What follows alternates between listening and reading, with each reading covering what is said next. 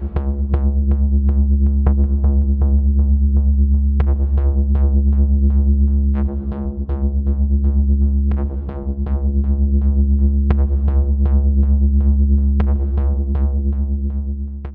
folks, I'm Spencer, and on today's episode of Cult Mania we're going to be looking at South Korean director Bong Joon-ho's true crime thriller, Memories of Murder. The film is based on a series of real murders that happened in the 1980s in South Korea. In fact, this case was pretty much South Korea's first serial killer. But as much as these true events, director Bong's film takes as much influence from a play called Come See Me by Kim Kwang-rim, which was also based on those events, and also from Alan Moore's From Hell, which apparently Bong had read at the time. It is worth noting that this isn't a documentary, this is a dramatisation of those events, so dramatic licence has been taken. You aren't getting an accurate portrayal of what happened at this time. The film follows Song Kang-ho as a small-town detective named Park.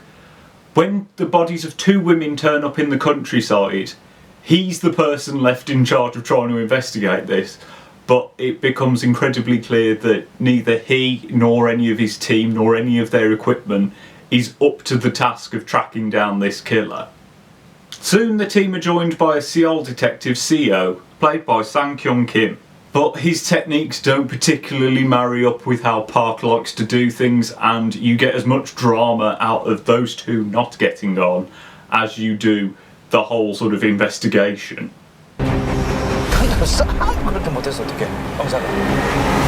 The film throws a heck of a lot of elements in the air, and it really shouldn't be able to juggle them all. I mean, not only have you got the overarching investigation along with pretty in-depth character arcs for all of the main police investigators, and a heck of a lot of time spent interviewing a lot of different subjects who are all thoroughly fleshed out.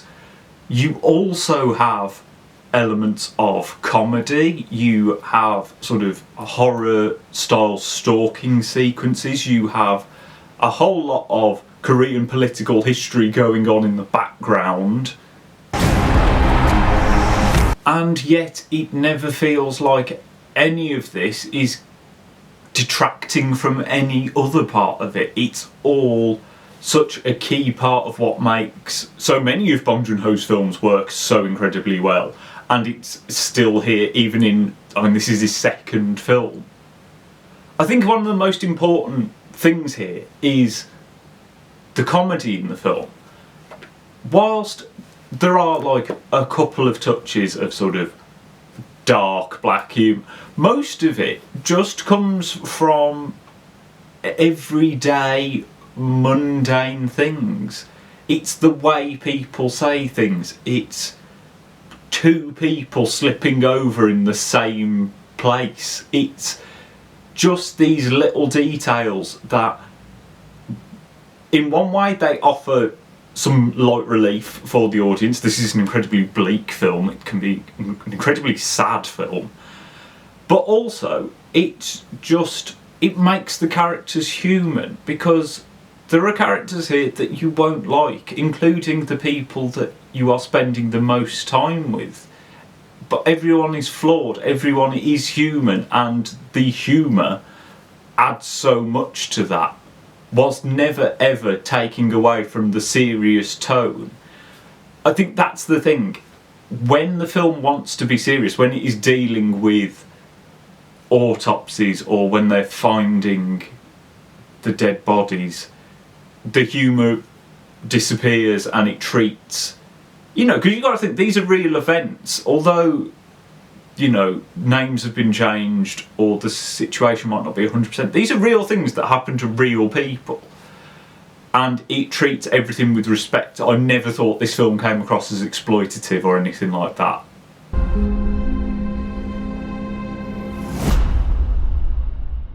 Now obviously the script can have all of these human touches in it, but so much of it does come down to how fantastic the cast are and especially Song Kang-ho, because he is just one of the best actors anywhere, not just in South Korea, but the world over. I mean, anyone who's seen him in anything, you know exactly what I mean.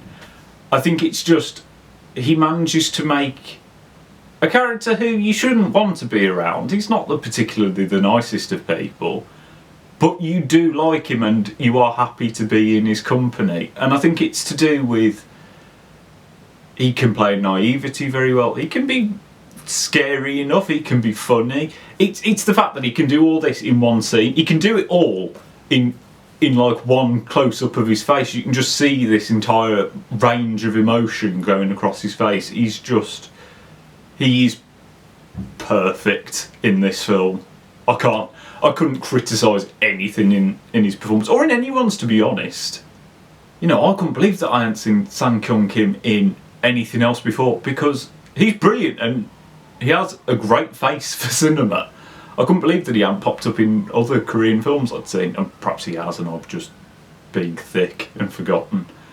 But everyone gives a fully committed performance, and it feels like everyone fully gets the level to play it at. Everyone gets the humour, everyone gets the darkness. It never feels like anyone is going too far into one or the other.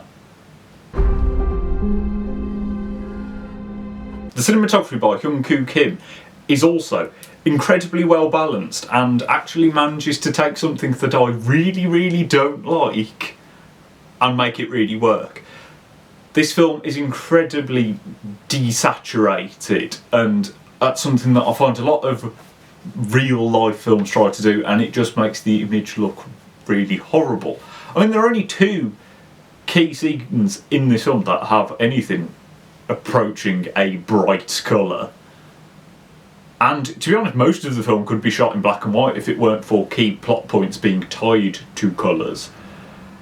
But it manages to work. I was never looking at it and thinking, ugh, this is grim to look at, unless I was supposed to. I think it helps that the film moves around a lot, you go to a lot of different places, and it feels suitably bleak. It is an incredibly bleak film, and the cinematography just manages to perfectly marry into that. It never felt like it was being overdone or underdone. It just felt just right.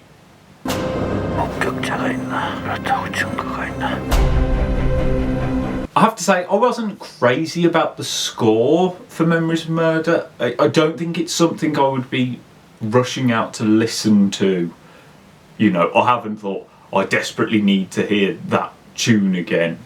I mean, you'll recognise motifs as you're going through, but I think it's one of those scores that perfectly suits the film. There is nothing wrong with it, but it's not particularly memorable.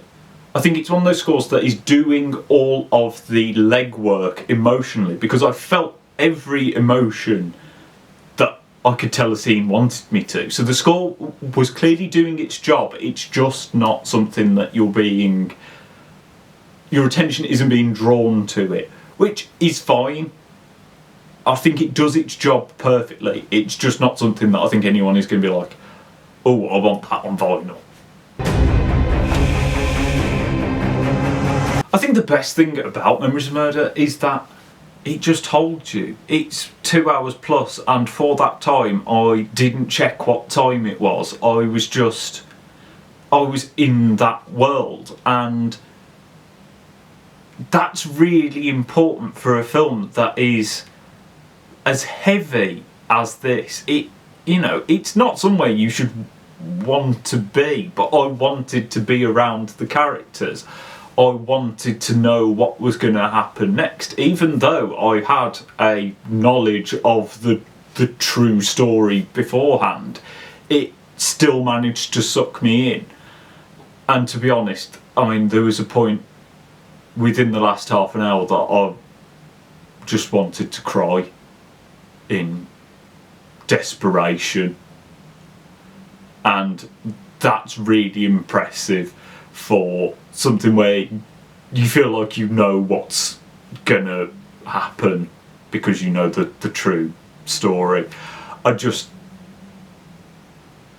was so impressed, and I don't really know how Bong Joon Ho has managed to do what he has done in this film when it's his second film, when, you know, most other people are still making ridiculous, silly mistakes in films. He's turned out something where every element is pitched just perfectly. I cannot recommend seeing this film enough. It's not a film to watch on a bad day, because it is quite downbeat. You know, the humour in there is light relief while you're watching it, but it's not going to lead, you know, you aren't going to be punching the air with yeah when you come out of this film. But I mean, if you like crime films, if you're a South Korean film fan, if you just like really good films, give it a watch. And I'm struggling to compare it with anything. I've seen someone compare this to Seven, and I'm like, you couldn't have two films that were further apart, really. This is a very, it's a very tasteful true crime film. It, like I said before, it never feels exploitative. Also, I would recommend looking up stuff about the true case afterwards, because I think it just highlights things that are in the film that little bit more. But that's just my opinion.